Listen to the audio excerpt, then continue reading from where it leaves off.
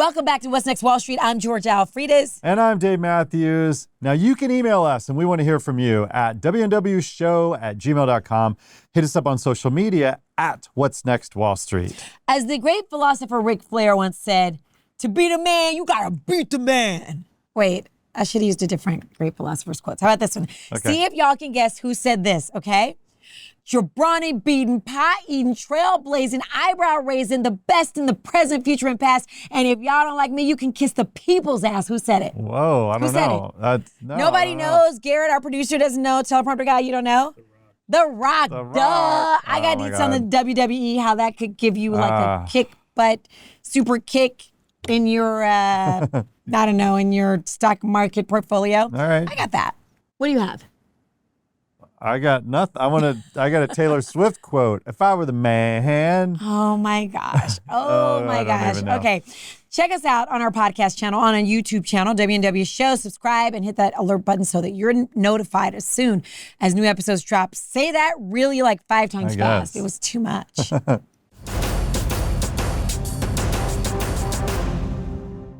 Well, I hate to start the show off with bad news, but let's get into it. Iconic sports publication Sports Illustrated is laying off most of its staff after their owner had its publishing license revoked. How does that happen? What is a publishing license? How does that happen? That's a thing. This must be old school media 1.0 from the 0000s. Sports Illustrated came under fire recently after it was accused of publishing AI-generated stories under fake author names. Come on. The sports magazine published its first issue, there it is, in 1954.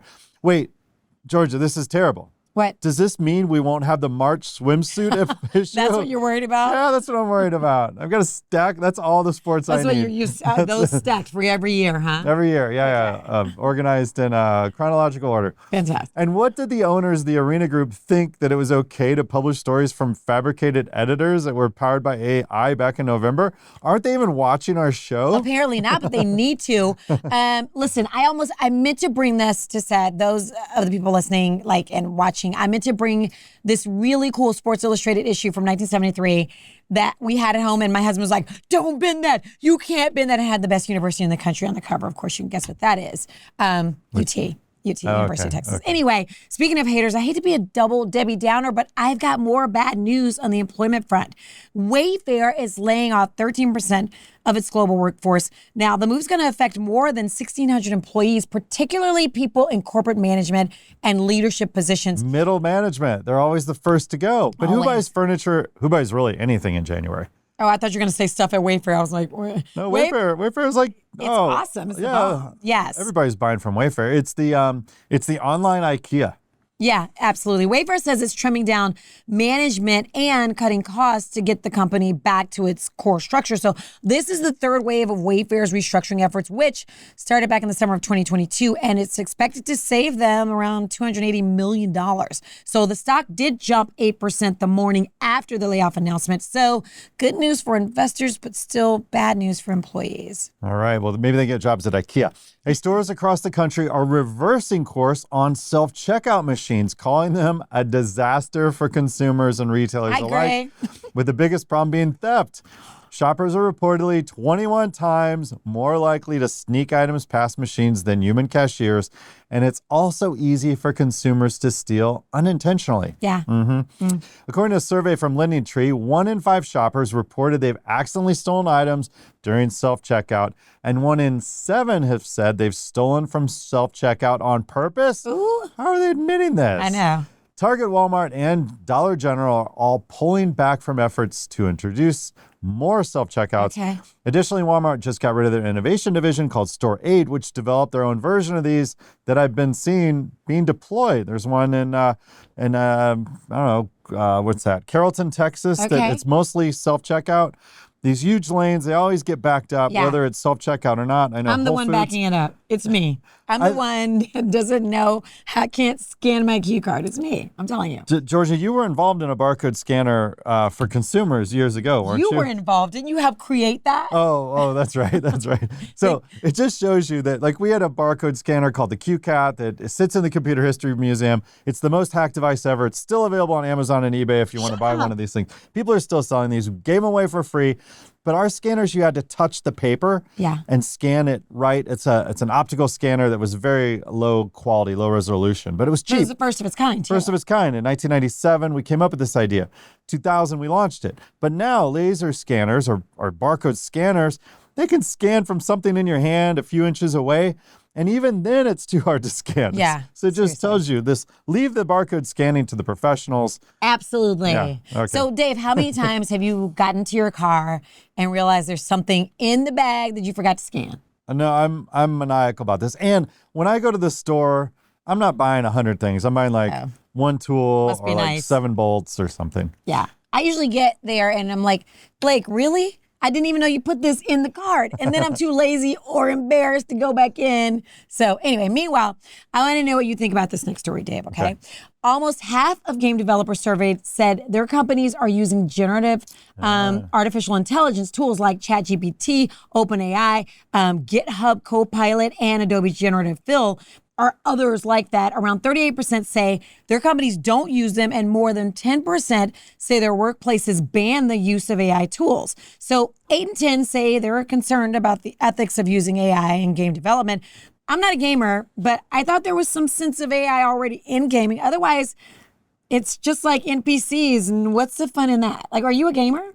I'm not a gamer, but I've designed a couple games, and when I think about AI in the game, go back to Mario. Remember the first Mario game? Yes. Or Galaga or Defender, all those games that we started playing in the 80s. You would understand the pattern, right? Yeah. You could go like 5 clicks over, pull back the joystick, wait for the barrel to roll past you, climb up the stairs, pause, another barrel would go.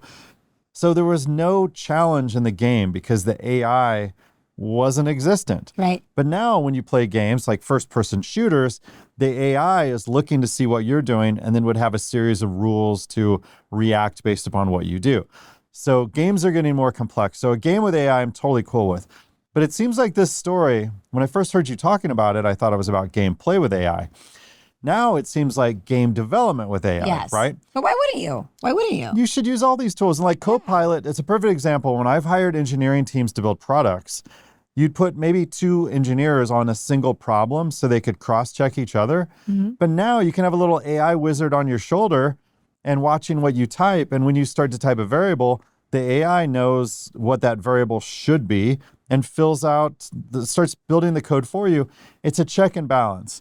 And as far as Midjourney and all these tools to create graphics for games, I mean, heck. Why wouldn't you use it? Yeah, it would be better. It's going to be better quality. It's going to... Well, faster, right? If you have to send artwork requests out, that's what I'm hearing from some of my friends that had hired independent contractors for artists. Now you could plug this in DALL-E or Midjourney and say you want this type of art. And maybe it's not going to have any charisma or charm because robots don't know that. Thankfully, they're learning. That's the only thing I have going for me. Well, they still have 7 fingers, like. But as long as you're looking for something like you can explain, and the good thing about AI is you keep poking it, and you can get more out of it. One of the founders of Rick and Morty, he did some cool things where he was asking AI for some images. Yeah. And it was really hilarious because Dan Harmon, it's his Instagram. So check out Dan Harmon's stuff around AI, because as he would probe it and poke at it, the AI was like going down a path and like spelling this word wrong the whole time. And he goes, "Why do you keep spelling this word wrong? Just cut it out." And at the end, he's like, "Okay, you're hired." Right. So at the end, the means justified the end. All right, if you say so. Yeah, but check out Dan Harmon and Rick and Morty. The latest season is hilarious as usual from The Smartest Man. It's so good. Yeah, it's good. Yeah. I watch it, and so do my kids, which is weird. Oh, yeah, that's too adult for the kids. No, not my 9-year-old. My now 18-year-old and my 27-year-old, who I had at 3, if you're trying to figure out my age. Anyway, go ahead. Hey, Florida's trying to get the U.S. Supreme Court to uphold a state law that places restrictions on social media platforms. Like, what are they going to do? Something with truth? The legislation would prevent large tech companies from banning political candidates and require the platforms to create a list of content standards. The High Court previously blocked portions of the measure from taking effect, while several big tech organizations like NetChoice continue to challenge the constitutionality of it. The state sent out a briefing last week on why the ruling should be overturned. Justices are set to hear arguments in the case next month. Florida, you've got the attitude of Texas, but with a big old alligator's bite. It's true. It's true.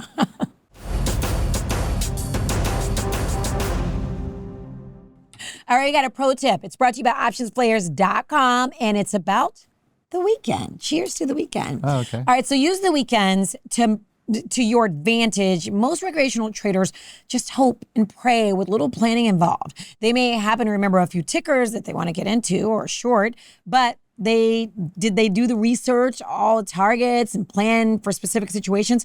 Probably not.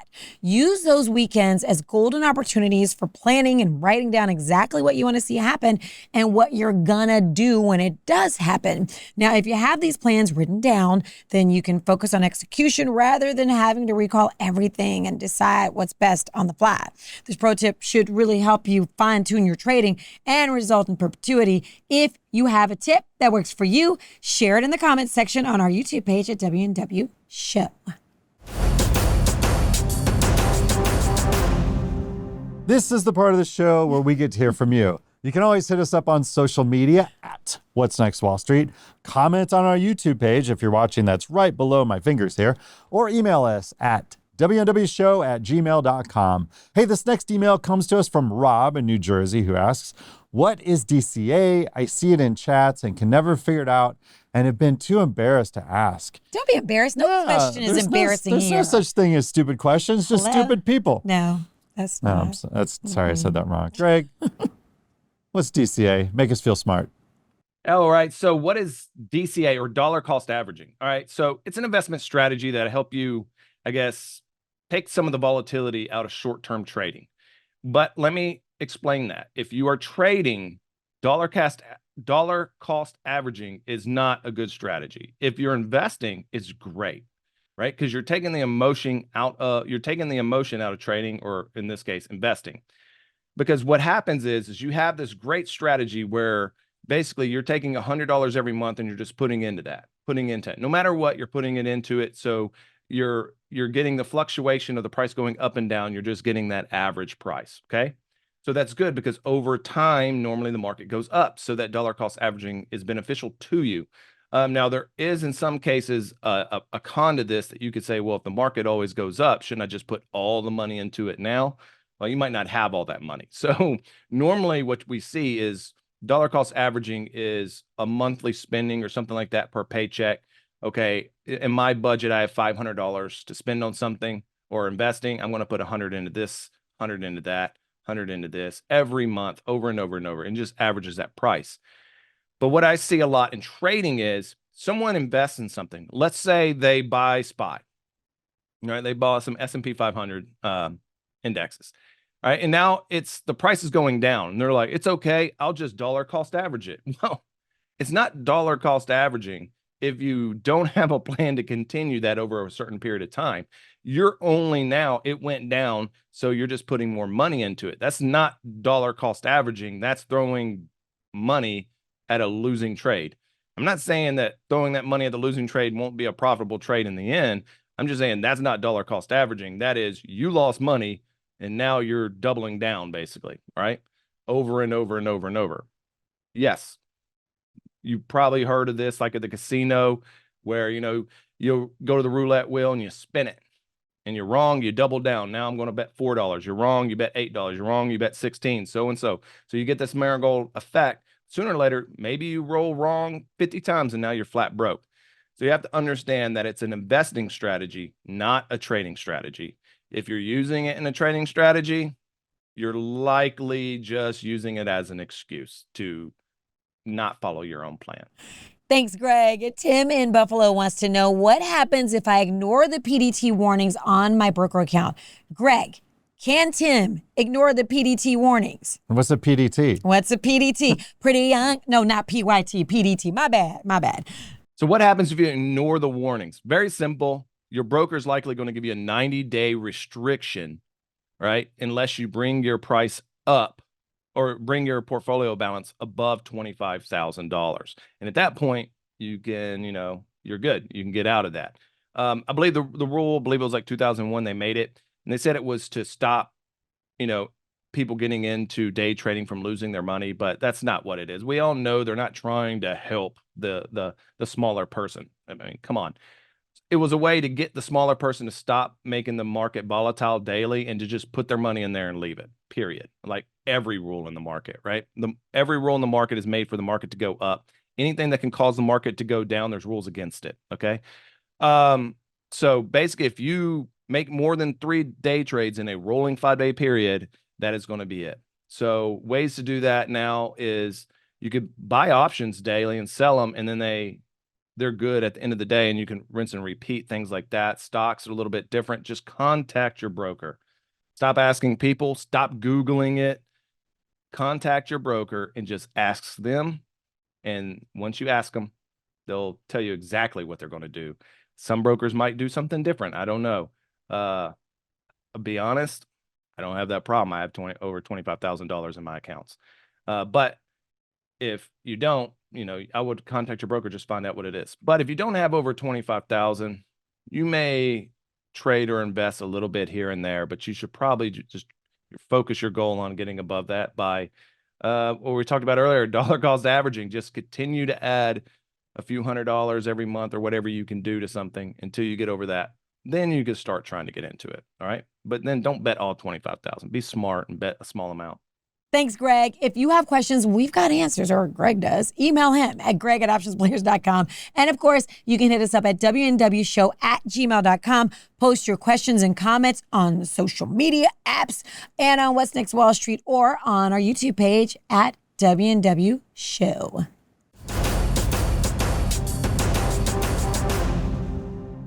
All right, Georgia, and you listeners and viewers at home, you always need to keep your laptop and smartphone updated to the latest operating system version. And this week, it's iOS 17.3. Woo! Georgia, did you get the update notification? Probably. Okay. I just slid it up, and maybe later. Let's go ahead and do that because this is pretty important. Okay. It gives you a new feature if your phone is stolen. Oh. Now think about it. Your phone has literally your entire life inside of it. That's true. That's why you want to enable a new feature within called Stolen Device Protection. Okay. So listen to this. This is a story from a Wall Street Journal article about a year ago that blew my mind. Crooks are getting more sophisticated and are social engineering people at cafes, bars, and public spaces to get you to type your passcode where it can be seen and memorized by them. What this means is they might befriend you, borrow your phone to take a photo, say like, hey, let me take a selfie, and then turn your phone off before they hand it back to you. So you have to type in your PIN code once you power it on. Ooh. Then they say, hey, show me that photo. And then they watch and memorize you typing in that phone number. Yeah, maniacal, right? Later in the night, if you're at a bar or whatever, your phone might magically disappear along with them. They disappear too. Now, all they need to do is turn on the phone, type in the PIN, and they can run around using your Apple Pay at their favorite stores. They can get into your bank app and change your email address and the recovery phone number. Think about it. All the accounts that are tied to your phone, which has your email and second factor authentication through SMS, this gets extremely scary. Plus, if you have photos of sensitive documents like your social security card or passport, then even those items are vulnerable to further exploitation. And what if you have photos of yourself without makeup? I mean, this could turn ugly. So this story was posted a year ago from a credible news agency, the Wall Street Journal, and Apple, about a year later, has finally done something about preventing this type of overtaking using a clever solution. So to turn this on, go to your settings, which is the gear. Right. You have to have iOS 17.3, by the way. All right, go ahead. All right. So what are you at now? Are you at iOS 15? I don't know how to tell. I have no idea. I don't know. But I do see that where you're saying stolen device protection is the latest. Okay. Yeah. Anyway, so you go into settings, which is the gear, then scroll down to Face ID and passcode. Let's see. Enter your PIN, the whole thing we're trying to protect. You want me to enter it in front of you guys? Yeah, Not could you gonna just hold it up to the camera? That'd be great. And then you'd all guess that it's 1, 2, 3, 4. Yeah, then scroll down to this stolen device protection item. Okay. Now from here, you have to touch turn on protection, not the on off toggle, which is a weird user experience. Hello, Apple. So now that it's on, you're set. If someone tries to change your PIN outside of a location you're not usually hanging out at, then the phone won't allow it. Okay. Now, this doesn't work if you frequent a bar below your apartment or live in a bar, which I assume that's like next level alcoholic goals for me anyway. But if the phone is stolen from you, you're assuming you're outside of your house, and people, if they try and change this, it won't let them. Yeah. And what's happening is the account recovery password is sometimes changed at the bar. Wow. And then you go so home you really to your can't laptop. get in. Yeah. So if if your phone is stolen away from your house, you're going to be fine. If it's stolen inside your house, it's not, or your office. That just means you got bad friends. You got bad friends. Yeah, exactly. You might want to rethink your life. Hey, but since we're thinking about your data and protecting it, you might as well set up device recovery through Apple's account recovery setting as well. Okay. Now, what this means Do I need to have 17.3 to do this? No, you can do this on every operating system. Okay. All right, let's see. So what this allows you to do, there's actually two things you should do. This account recovery setting can be achieved by writing down a series of words. Like, have you seen this sometimes? Like, if you have a bank account, like write down these 17 words, and then if you ever lose access to your account, you can type these words in. You're just going to lose that piece of paper. Absolutely. Yeah. So for the account recovery settings, you can assign one of your friends to help you recover your account. That way, if you lose your phone, you can message your friend or give them a call and say, hey, I lost my phone. Can you go through some sequences that Apple Don't let that friend be me, because I'll be like, girl, I'm sorry. I can't help you. Well, also, it has to be something you really trust, because they can take over your account as well. Got it. So to do this, go into settings, click your name under the Apple ID Cloud Plus, then sign in and security, then scroll down to account recovery. If it's not set up yet, click the setup button and then choose someone who you really trust. Okay. Remember, this will give them the ability to be your recovery contact and also maybe get at your data. But they'd have to recover a new phone to it. So it's not exactly easy. They can't see it on their phone. Okay. So there's also an ability to set up a legacy contact too, which means when you pass on to the next world, hallelujah. Is there one, by the way? I mean, of course. Praise it's called him. heaven for me, but not for everybody in not this for room. Me.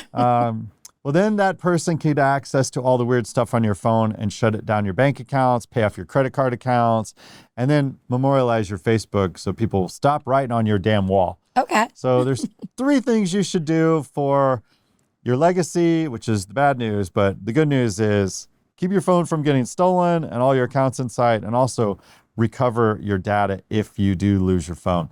So if you didn't catch all that, just hit that rewind button in your podcast utility, and I'll go through for you, Georgia, again and again and again, probably like if you need me times. to. Yeah, I will. You're welcome. And update your iOS already. Okay. How'd I know you weren't going to do that? Because you know. I know.